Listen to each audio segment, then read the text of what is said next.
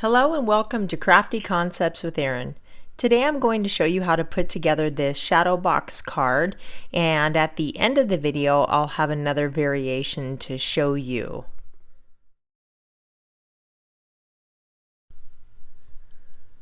So I have here a piece of cardstock that I've trimmed down to 5.5 by 12. And using my Art Philosophy Cricut cartridge, I cut the shape that you see there, which is going to be the window for our shadow box card. My die cut shape is 3¼ inches wide. So measuring from the edge of the shape, I'm just going to score a line 1/2 inch and then again another 1/2 inch. And then 1/2 inch again, and I'll go ahead and cut that off. I'll explain this a little bit more as we go. So I'm going to repeat the process on the other side, measuring 1/2 inch away from the edge of my die cut shape, and then another 1/2 inch, and then move it 1/2 inch and make your cut.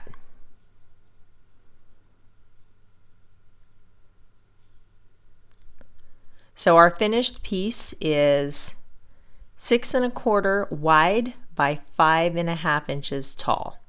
So I'm going to go ahead and fold on these score lines that I made and just kind of accordion them over to create the spring for our shadow box card.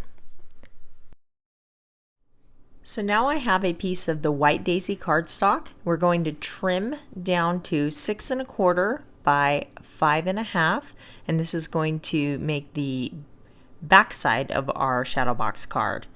So same thing from the edge, we're going to score at 1/2 inch and then 1 inch in from the edge, or 1/2 inch from your score line there.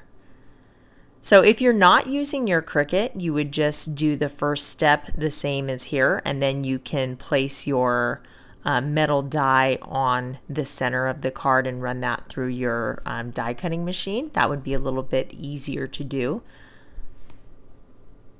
But I wanted to use my Cricut, so I had to do the process slightly different in the beginning there. So we're just going to accordion those in, and then when we sandwich them together, we will have our shadow box card.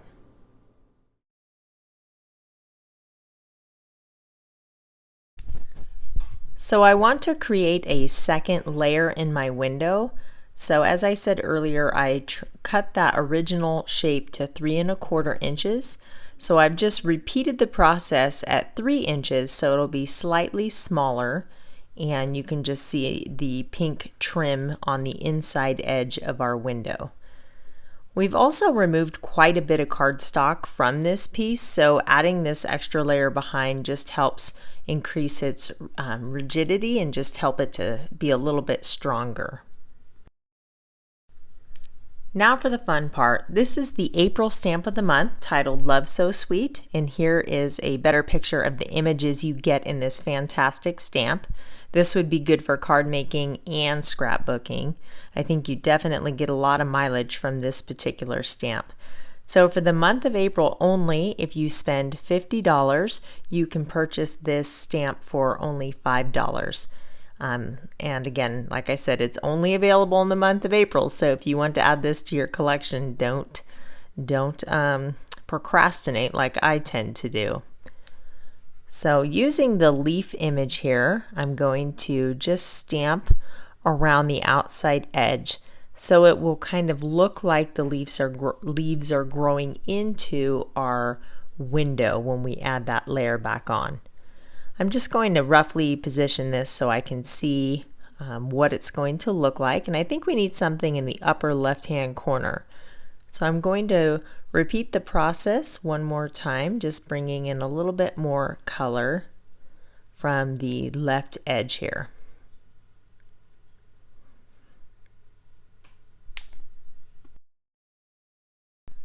So I will set this stamp aside to clean after I'm all done.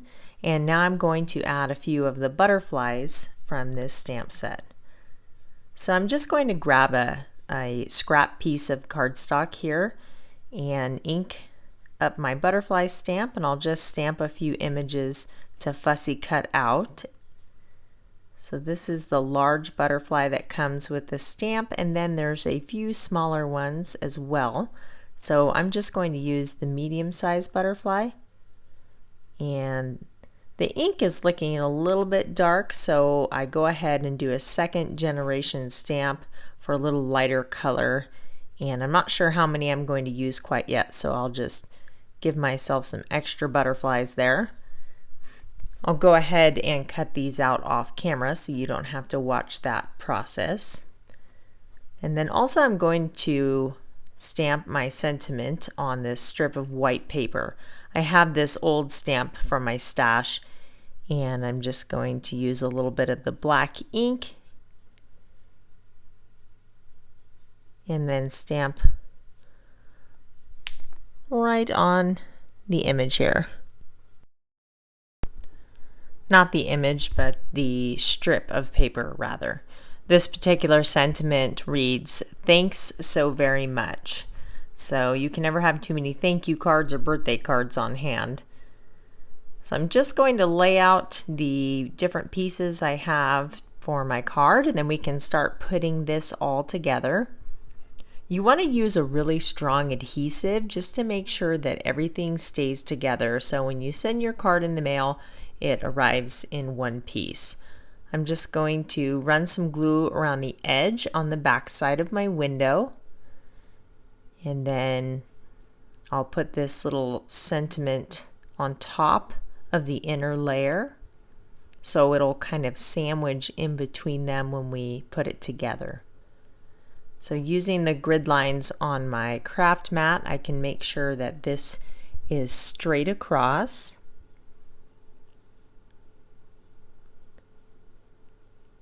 We want everything to be lined up correctly.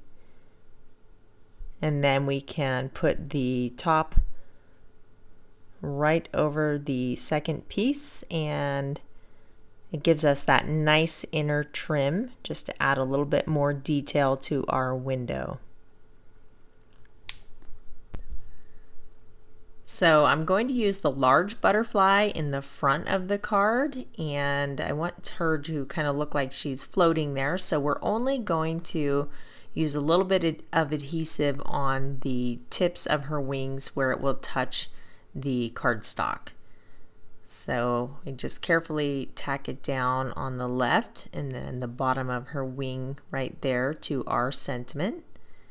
And I'll go ahead and kind of set this aside to dry for just a minute, and then we can work on creating additional layers in the inside of the card. So I'm using the foam tape to pop this little butterfly up. So we'll have the stamped leaves on the back white cardstock, and then we'll pop this little butterfly up for even more dimension, and then have the large butterfly in the front window. I love how all the layers in these shadow box cards just kind of bring the scene to life. They're just really fun when you have them sitting up on display, just to kind of take in all the details, and they just kind of draw you into this little world that was created in the card. So when you tuck this card into the envelope, the finished product will measure 4 1/4 by 5 1/2, and when they pull it out and open it up, it'll pop up like that.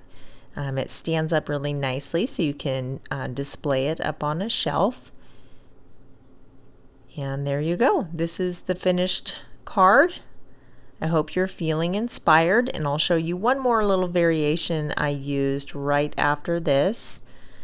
I did a different color palette and added some of the flowers from the April stamp of the month for just a slightly different look. Thank you so much for joining me today. For more information on this project, visit my blog at craftyconceptswitherin.com. And thank you so much for watching. We'll see you next week.